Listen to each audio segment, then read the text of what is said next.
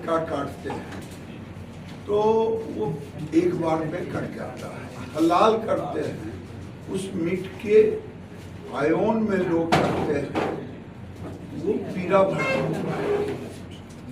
उस मीट का टेस्ट और इस मीट के टेस्ट में लोग कहते हैं अंतर होता है।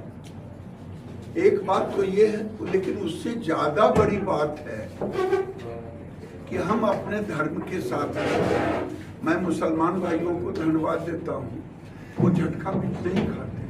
आपके कोई अनिष्ट भी होंगे, उनको अगर आप अपने यहाँ मीट भोजन पर बुलाएंगे तो आप क्या नहीं खाएंगे।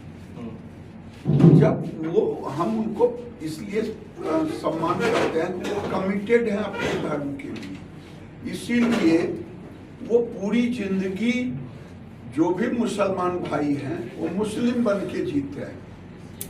अब मरते हैं तो अलग अलग शमशान में करते हैं प्रथा के अनुसार। हम पूरी जिंदगी सनातनी लोग जातियों में विभक्त रहते हैं।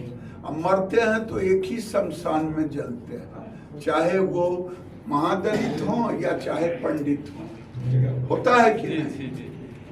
इसलिए होता है कि वो धर्म से जुड़े हुए हैं, हम धर्म से थोड़ा अलग हुए हैं, तो मुझे खान पान में भी अलग होना है।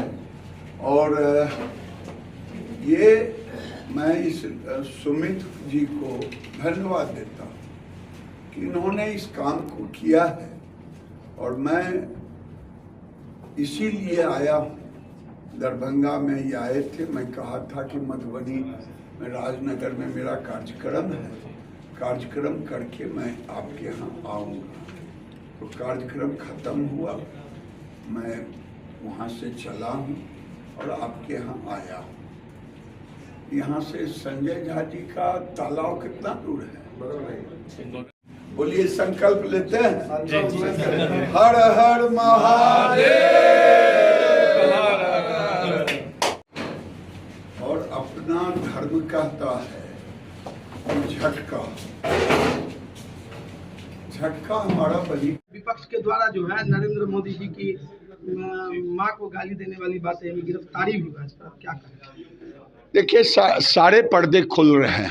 नरेंद्र मोदी जी की मां और बहन को गाली नहीं दिया, करोड़ों देशवासियों के मां बहन को गाली दिया है।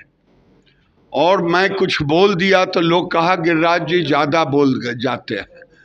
मैं पूछता हूं, अगर जो लोग मुझ पर आरोप लगाते हैं कि अगर आपके मां बहन को गाली दिया जाता तो आपको गुस्सा आता कि नहीं, वैसे तो नरेंद्र मोदी को कांग्रेस ने 2 दर्जन बार गाली देने का काम किया है। जब जब गाली दिया है जनता ने दिल खोल करके वोट दिया है।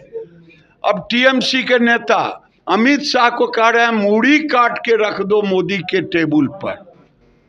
शर्म करो ऐसी भाषा, क्योंकि मुरसैया कोतवाल तो डर काहे को। अगर ममता बनर्जी, राहुल गांधी, लालू यादव, तेजस्वी यादव की भाषा खराब होगी, इनके चहेतों की भाषा भी खराब होगी। और जो पकड़ाया है उसने साफ कर दिया, जिसका नाम कह रहे थे वो तो मध्य प्रदेश में है। और अभी तक माफी नहीं मांगे हैं लालू यादव और तेजस्वी यादव और राहुल गांधी। माफी मांगना पड़ेगा, ममता को भी माफी मांगना पड़ेगा। वो गर्दन काटने की बात कह रही हैं, वो गर्दन तो काट चुकी हैं बंगाल में रहने वाले हिंदुओं का। वो तो गर्दन काट चुकी हैं, जुबान काट चुकी हैं। बंगाल का बांग्लादेशी मुसलमान और मुसलमानों के आगे हिंदू चुपचाप अब वहाँ से भागने के गुजार में है, भागने के चक्कर में है, क्योंकि वहाँ जान खतरे में है।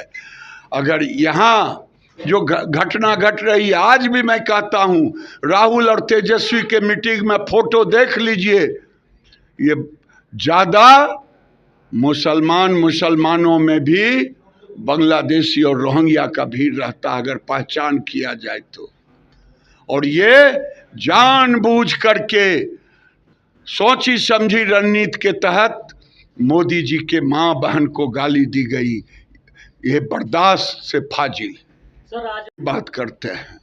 मुसलमान अपने धर्म की बात करते हैं, मैं उनको धन्यवाद देता कि वो हलाल खाते, लेकिन हिंदू धर्म में बलि प्रथा का झटका का है। मैं इसीलिए हिंदुओं को कहता हूं कि आप मीट खाएं, जो खाते हैं खूब खाएं, लेकिन झटका ही खाएं, ना मिले तो ना खाएं। मुसलमान भाई अपने धर्म का रक्षा करें, हिंदू भाई अपने धर्म की रक्षा करें। और मैं आज भी कहा हूं, मंच से कहा हूं कि नीतीश कुमार की सरकार और नरेंद्र मोदी की सरकार भेदभाव नहीं करता। हिंदू और मुसलमान में जितनी सारी योजना है कहीं भेदभाव नहीं। घर दिया प्रधानमंत्री आवास, हिंदू मुसलमान हुआ, कहा नहीं। घर शौचालय दिया, हिंदू मुसलमान हुआ नहीं। बिजली दिया, हिंदू मुसलमान हुआ नहीं। पानी दिया, हिंदू मुसलमान हुआ नहीं। गैस का चूल्हा दिया, हिंदू मुसलमान हुआ नहीं। 5 किलो अनाज दिया, हिंदू मुसलमान हुआ नहीं। और 5 लाख का इलाज के लिए दिया, क्या हिंदू मुसलमान हुआ? मेरे क्षेत्र में मौलवी ने कहा कि एक मुसलमान ने कहा, हम तो चाहते हैं लेकिन मस्जिद से मौलवी साहब जो कहेंगे वही न हम करेंगे। यानी मौलवी का फतवा अगर राजनीति में आएगा, अगर मस्जिद से राजनीति होगी तो मंदिरों से भी राजनीति होगी।